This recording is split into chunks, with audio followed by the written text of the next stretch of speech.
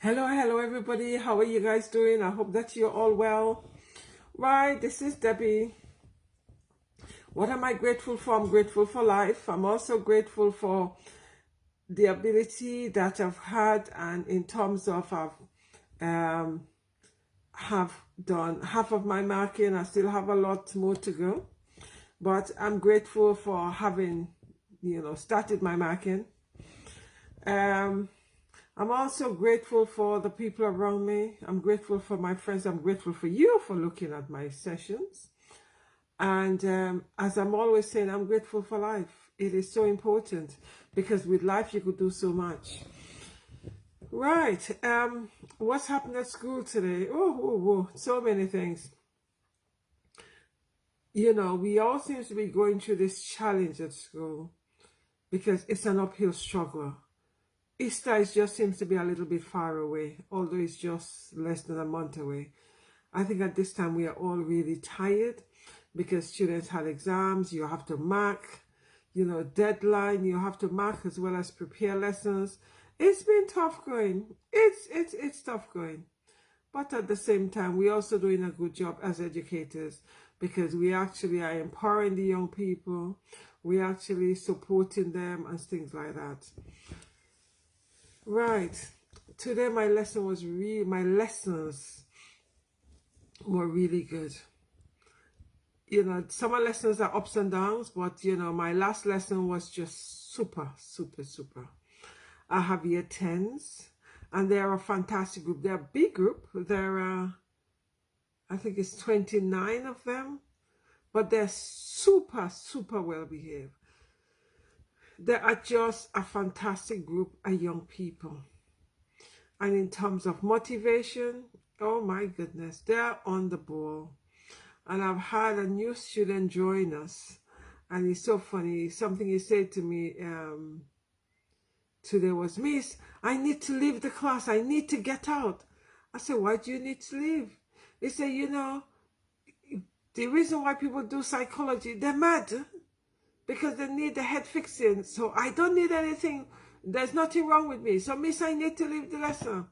But then later on, when he was carrying on, I discovered that there are far too many women in that class, and it's 3 men, 4 guys, and he feels that they're in the minority. So he feel he feel overpowered. That's one of the reasons why later on he did discuss with me. That's why he wants to leave. He wants to change classes. I said to him, it's too late. He can't change. He just have to stay where he is. So I have him in the next 2 weeks. So it'll be interesting to see, what he has to say. But overall, today went really well. They were really, really engaged. They were really enjoying the session, But one of the things, I had to have a conversation with them because when I asked them to give feedback, nobody wants to talk. And then I discovered why they don't want to talk is they're afraid of getting it wrong. And the experience they've had is when they get things wrong, teachers will either demotivate them. So therefore, they don't want to speak again. But my thing is, I don't care if you get it wrong. My thing is, at least you are getting the confidence to talk. So that's one of the things I was saying to them today, that I don't care. Just talk. Just tell me what you think it is. It's okay if it's wrong. There's sometimes we're going to be wrong. Sometimes we're going to be right. So what? So I hope that I got that in the head, because 2 of them who have never spoken have actually spoken, and I think because I'm saying to them that it doesn't matter. You think you know the answer. Okay, you say it and it's not quite right. That's fine. All I'm going to say to you, not quite there, try again. That's okay. So that kind of reassured them. So I suppose that's the reason why I had 2 new people decide to put their hand up to answer questions, and that was quite nice.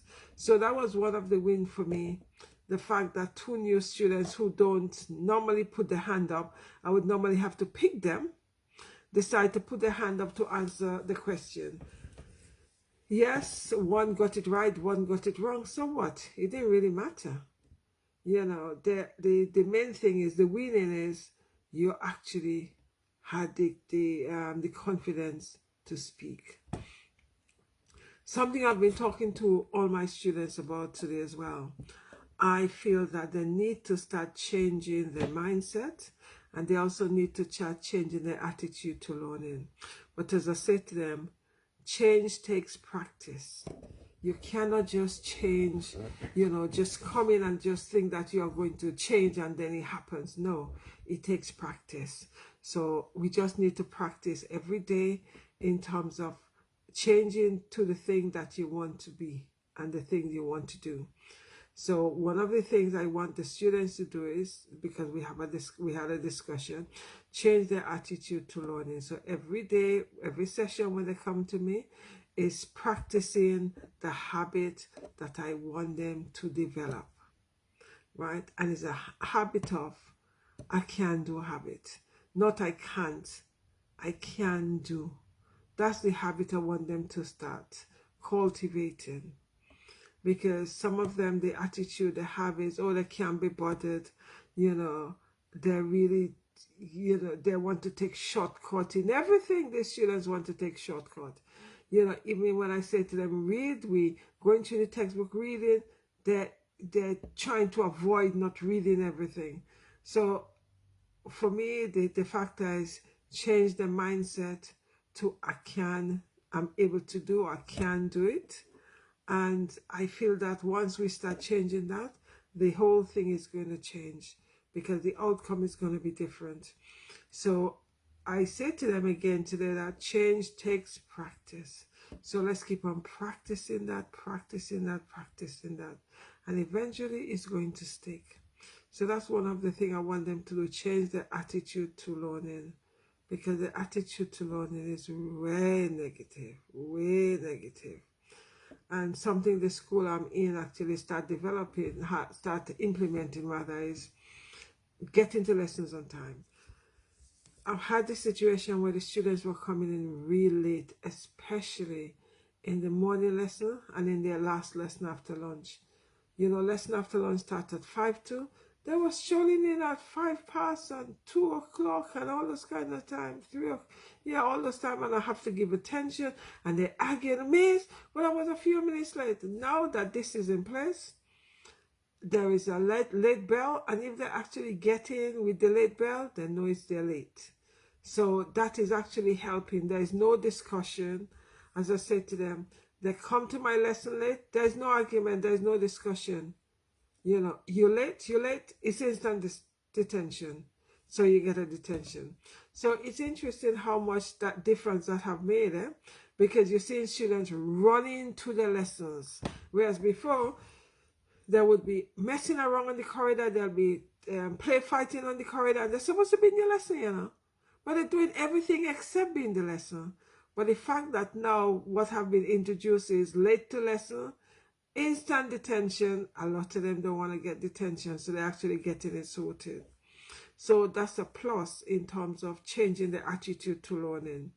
So one of the other thing is changing the mindset. That's what I'm working on, because as I say to them, change take practice. So in order to implement that change, you need to start practicing it, right? And from practice, it becomes a habit, and then it becomes like normal. And they're going to say to you, I've always done that. So it becomes automatic. So that's what I'm doing with them and just reminding them. We also have the, in class, we have the daily gratitude. So in a little gift bags, I have various quotes in it. One of them might say that I am beautiful. I believe in myself. Some of them might be quotes from people. Some might just be words which I want them to actually think about and see how they could implement that in their life. So we've got the, that little box. I also started listening to classical music with the students. It's interesting because when I started, I started about 2 weeks ago, and you could imagine, Miss, what kind of music is this? Miss, what are you looking at, listening to? But one student in one of my class said, oh, she listened to it all the time, especially when she's revising, because it does help. So I think that some of the other students are beginning to embrace that, because hearing it from your teacher, you don't always feel that your teacher is cool. and you don't always think that your teacher knows what she's saying. So the nice thing is that it's actually coming from another member of the class who's saying, yes, she listened to it while studying, while revising. So I'm hoping that students are beginning to, you know, embrace classical music as something they could use for revision. The other thing about it is a lot of the students are not used to hearing classical music, so they see it as a very upper middle class kind of a culture, and for them it is not something to be listened to. So I'm saying to them, it's a type of music you need to start acquiring and appreciating. The fact that when I work in a private school, put on classical music, those students tell me that they could play this piece because he got a piano, right? So they actually already embrace it. But working in some of the schools in inner city schools, etc., a lot of the students have not been exposed to classical music, and I see classical music is for the rich and famous. They don't seem to realize that classical music for everybody. So that's why I'm trying to implement my classical music in my classroom, so that the students start having an appreciation of the finer things, i.e. classical music, and see the beauty in classical music. So, I've been playing it from 2 weeks ago. There have been some negative, there's been some, eye wide open, etc., etc. And then you have some that, okay, they're normal classical music, they use it for revision, so some of them embrace it. So that's quite nice. So there's where, I'm at with my students. We do the gratitude bag, and we also do the classical music, and then we have the quote on the board, where I put a quote on the board and ask them to think about it, throughout the day, and see how we can actually implement that in your life. So, those are the 3 things I've introduced into this particular school, because that's what I try to introduce in most of the school I'm working long term, because I do feel that those things empower students, and it enables them to start believing in themselves. Because I had a situation yesterday, and one today as well, where especially the young women always on the mirrors, in that mirror. Yesterday I said to one of them, you're not supposed to be having the mirror in my class, because I was covering another class. And I said, that's a detention, yes. So at the end of the class, she and her friend, one of them was trying to put on, she told me she wasn't putting it on, I don't know, eyeliners and mascara. She said, no, miss, I just had them in my hand. I saw them, to be honest, I saw them in her hand, and I saw she had the mirror, so I'm not too sure whether or not she was going to apply it, or she applied it, but it didn't look as if she applied it. But I think she probably was going to apply it. So I had to have a conversation, after this class finished. They came up to me, miss, did you put us on detention? No, I didn't put you on detention. There is no point in putting you on detention for that.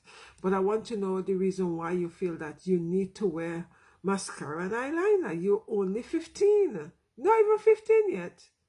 No, the students are not even 15 yet. I think she's 13. Why do you feel the need to wear that? All she said to me, oh, miss, it looks nice.